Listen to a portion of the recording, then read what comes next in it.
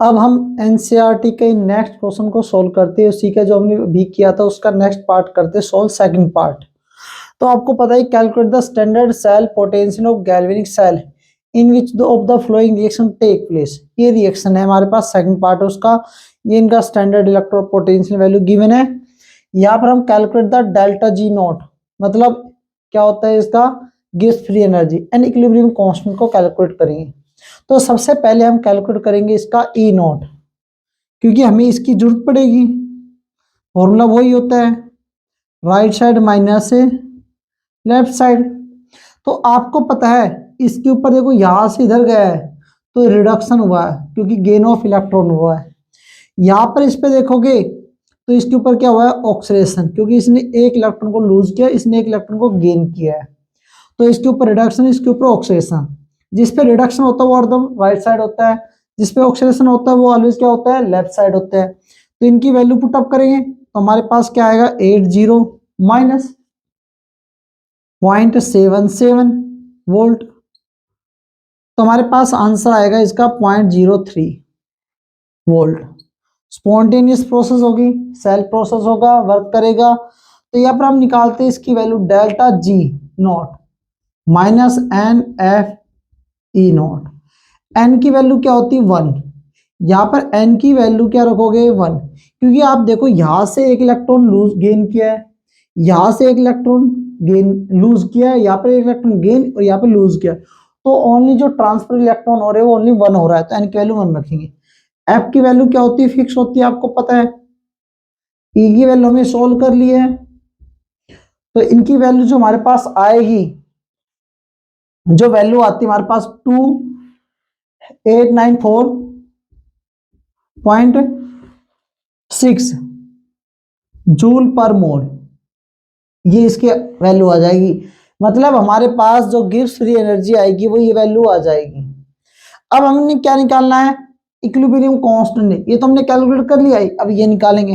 तो इसका फॉर्मूला क्या होता है इक्विलिब्रियम कांस्टेंट का, इसका फॉर्मूला होता है ये वाला, आर टी लॉग के। के क्या होता है, इक्विलिब्रियम कांस्टेंट होता है।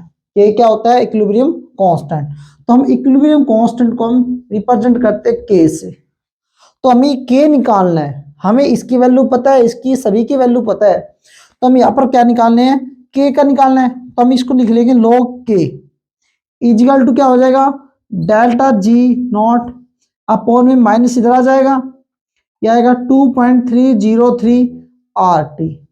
अब इसकी डेल्टा जी नॉट की वैल्यू पुटअप करेंगे तो माइनस से माइनस क्या हो जाएगा, कैंसिल हो जाएगा। ये माइनस माइनस क्या हो जाएगा, कैंसिल आउट हो जाएगा। 2.303 आर की वैल्यू फिक्स होती है 8.314, टेम्परेचर फिक्स होता है 298 केल्विन। अब इसको हम सोल्व करेंगे तो हमारे पास जो वैल्यू आती है वो वैल्यू आती है 0.5073, मतलब लॉग के की वैल्यू 0.503 आया। अब हम इसके एंटी लॉग लेते हैं, इसका हम क्या लेते हैं, एंटी लॉग लेते हैं, एंटी लॉग लेते हैं। और एंटी लॉग आपको पीछे और वीडियो देखोगे तो बैक में, तो आपको एंटी लॉग की वैल्यू कैसे फाइंड आउट करते हैं वो भी आपको पता चल जाएगा। आप पीछे वीडियो से आप सर्च कर सकते हो एंटी लॉग को कैसे फाइंड आउट करें। तो यहाँ पर जब हम एंटी लॉग इसको सोल्व करते हैं तो हमारे पास जो एक अप्रोक्सीमेट वैल्यू आती है वो ये वैल्यू आती है। तो यहाँ पर हमने इक्विलिब्रियम कांस्टेंट को भी कैलकुलेट किया है, गिब्स फ्री एनर्जी को भी कैलकुलेट किया है। हमारे पास स्टैंडर्ड सेल को रिप्रेजेंट करने वाले से हमने क्या किया है, इसका इलेक्ट्रोड पोटेंशियल निकालना सेल का स्टैंडर्ड वाले में, स्टैंडर्ड कंडीशन पे। तो ये था हमारे क्वेश्चन, बहुत इजी। आपको जितने भी क्वेश्चन इस टाइप के मिल जाए आप इजीली इससे सॉल्व कर सकते हो। आपको सिर्फ एक चीज ध्यान रखनी है, आपको क्वेश्चन को बहुत अच्छे से रीड करना है। जितने अच्छे से क्वेश्चन को रीड करोगे उतना ही इजी आपको इसको सोल्व कर पाओगे।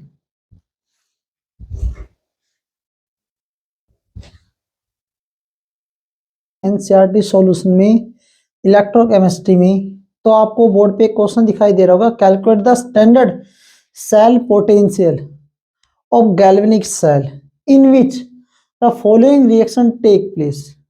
तो हमें क्या कैलकुलेट करना है, स्टैंडर्ड इलेक्ट्रोड पोटेंशियल कैलकुलेट करना है। साथ में इसमें एक और पॉइंट है, मैं आपको बता देता हूँ। इसमें हमें गिब्स फ्री एनर्जी भी कैलकुलेट करनी है, फ्री एनर्जी भी हमें कैलकुलेट करनी है। तो मैं फिर से बता देता हूँ, हमारे पास एक सेल रिएक्शन गिवन है, उनके स्टैंडर्ड इलेक्ट्रोड पोटेंशियल भी गिवन है। साथ में हमें क्या कैलकुलेट करना है, एक तो SHE उस सेल का, इसका मतलब क्या हो जाता है, इस पूरे का मतलब क्या हो जाता है, SHE कैलकुलेट करना है। स्टैंडर्ड हाइड्रो सॉरी SHE नहीं, हमें इसका स्टैंडर्ड नहीं, यहां पर हमें इसका ई नोट सेल कैलकुलेट करना है। स्टैंडर्ड में हमें इसका स्टैंडर्ड इलेक्ट्रोड पोटेंशियल कैलकुलेट का मतलब ई नोट सेल कैलकुलेट करना है। और उसके लिए आपको फॉर्मूला पता है क्या होता है, ई नोट सेल कैलकुलेट करने के लिए रिडक्शन माइनस ऑक्सीडेशन, इस फॉर्मूलेशन कैलकुलेट कर सकते हैं। यहां पर राइट हैंड साइड या लेफ्ट हैंड साइड या कैथोड माइनस एनोड ये भी रख सकते हैं। अब आपको देखो हमारे पास ये सेल रिएक्शन है, तो इसमें आप देखोगे यहां पर कैडमियम पे चार्ज था, इधर जाके चार्ज क्या हो गया 0, तो इसके ऊपर क्या हुआ है रिडक्शन। यहां पर क्रोमियम पे क्या था, क्रोमियम पे क्या था 0 चार्ज था, इधर आके क्या आ गया चार्ज, तो इसके ऊपर क्या हो गया ऑक्सीडेशन।